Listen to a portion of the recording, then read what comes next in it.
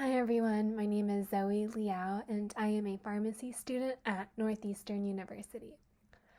This presentation is titled Challenges to Global Standardization of Outcome Measures, and this was based on a paper written with the help of my preceptor, Dr. Yuri Quintana at the Beth Israel Deaconess Medical Center Division of Clinical Informatics.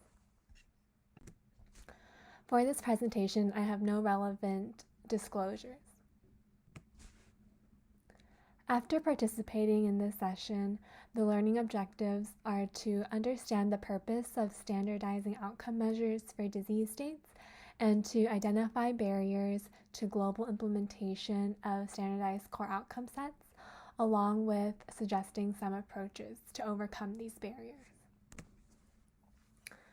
So for some background, a standardized outcome set is a standardized list of outcomes along with instruments and time points for measurement. The purpose of standardizing outcome sets are to help measure, analyze, and improve outcomes. The main question that helped guide the paper is, are standardized outcome sets being implemented in real-life practice across the world? And if not, why? So we conducted a PubMed search focusing on disease states ranging from those that are more well-researched to those with more fragmented care. So this included cardiovascular disease, oncology, mental health care, and elder care. We also included both development and implementation studies, and a total of 8 studies were analyzed. So this is an example of a core outcome set. This comes from the ICHOM group, which I will go into later, but this is an example for localized prostate cancer. So around the perimeter of the circle, you can see the various outcomes that are suggested for data collection. And on the left side, those are the suggested measurement tools to help collect these various outcomes. So we found that the main creators of these standardized outcome sets were first the International Consortium for Health Outcomes Measurement, or ICHOM, and they were founded in 2012 by Harvard Business School, the Boston Consulting Group, and the Karolinska Institute. Their goals are to create open access outcome sets that matter to patients, and they wanted to include outcomes that can be tracked across different health systems and clinical registries. And the other group is called the Core Outcome Measures and Effectiveness Trials, or COMET, and they grew from a 2010 meeting of researchers, regulators, and policymakers. They help provide methodological support to groups trying to develop core outcome sets, and their goals are to create core outcome sets to improve standards for data reporting and synthesis in clinical trials. They also have a publicly available database of ongoing core outcome set studies. ICHOM had a detailed description of how their outcomes are determined for the development of their core outcome sets.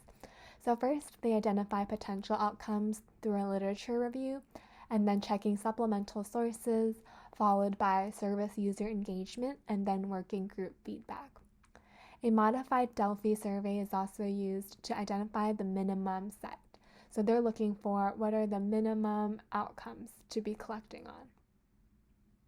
So each working group member ranks the proposed outcome on a scale of 1 through 9 on 5 criteria: the importance to service users, the clinical validity of the outcome, the sensitivity to improvements in care, how easily the outcome is measured in routine practice, and its validity across cultures and internationally. And any inconclusive domains then enter a second voting round. There can be a challenge in deciding between outcome measures that are measuring the same outcome. So one example of a trade-off is the comprehensiveness of outcome measures compared to the feasibility of collection. So lengthier survey instruments can be more comprehensive, however, they would take a longer time to administer.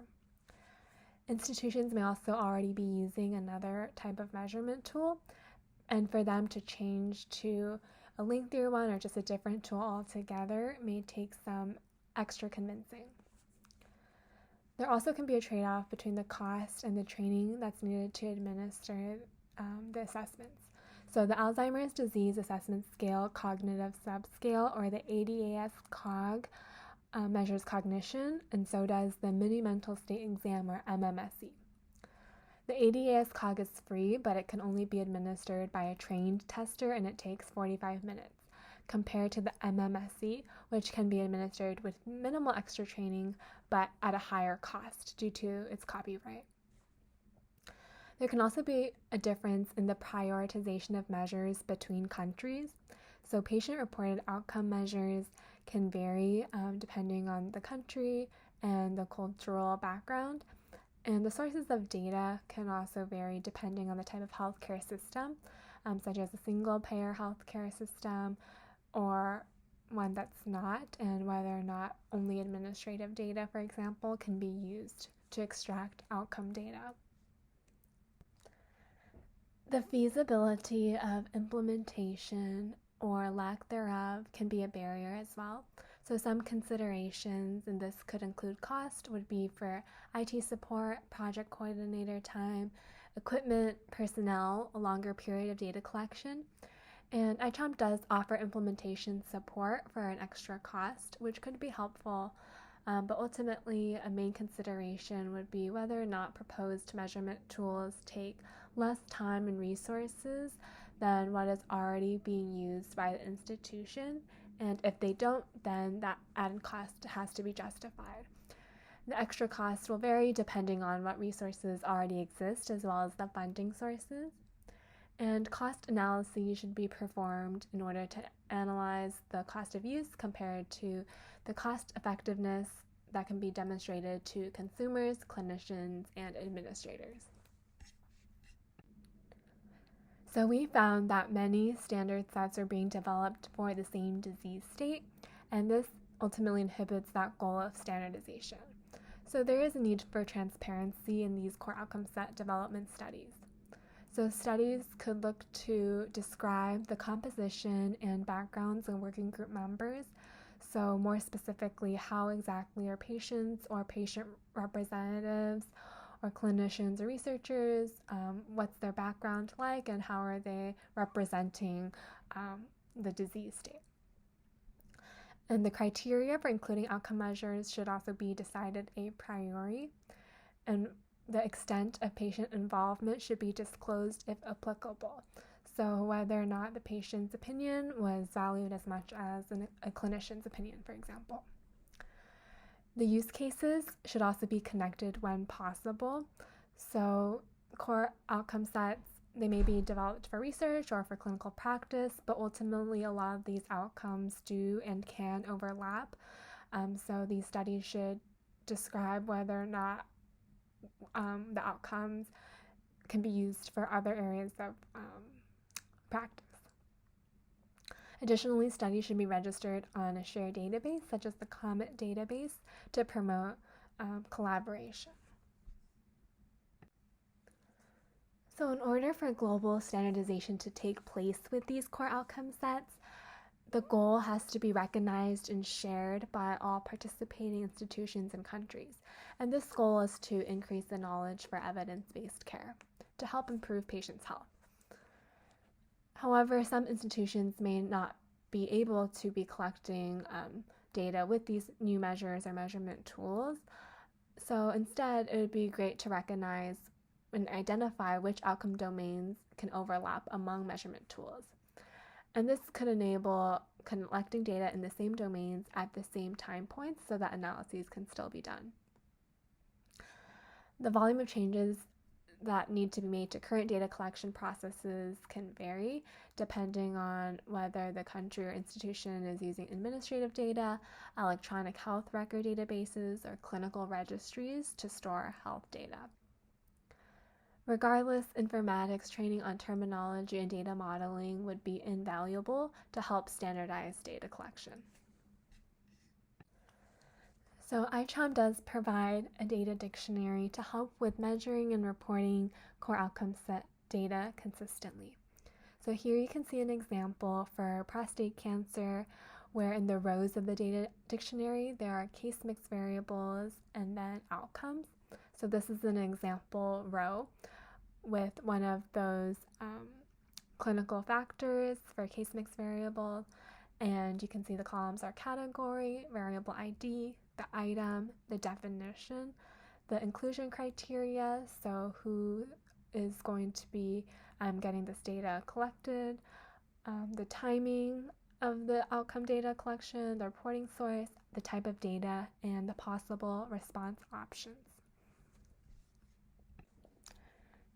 And despite the great work that is being done on developing these core outcome sets, we ultimately found limited findings on the actual adoption of core outcome sets, and the feasibility studies that we did find were from those core outcome set developers themselves. And this limits evidence-based use, however, maybe only time can tell. However, this finding does echo something that we've seen recently, where in 1998, the United Kingdom aimed to standardize behavioral health outcomes by creating the Health of the Nation Outcome Scales, or HONOS. However, a study in 2020 reviewed 260 studies for evidence of value or cost effectiveness, and they found that none assessed the cost of setting up or using HONOS, and only one study reported positive outcomes. So looking forward, there may be some approaches to help improve adoption of these developed core outcome sets. This could be including more regional and cultural representation in core outcome set development, promoting awareness and improving dissemination of these core outcome sets, creating infrastructure for health information exchanges, standardizing data models to help aid in comparison for outcomes, and ultimately all of these can be aided by multidisciplinary collaboration between clinicians, informaticians, researchers, policymakers, and reimbursement agencies. So in conclusion, core outcome set development is expanding to more disease states, but adoption is still limited. A more widespread dissemination of core outcome sets should involve multidisciplinary engagement.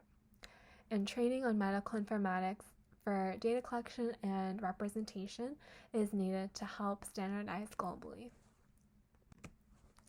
So thank you so much for listening to my presentation today. Feel free to email me for any questions, as well as feel free to ask me any questions now. Thank you.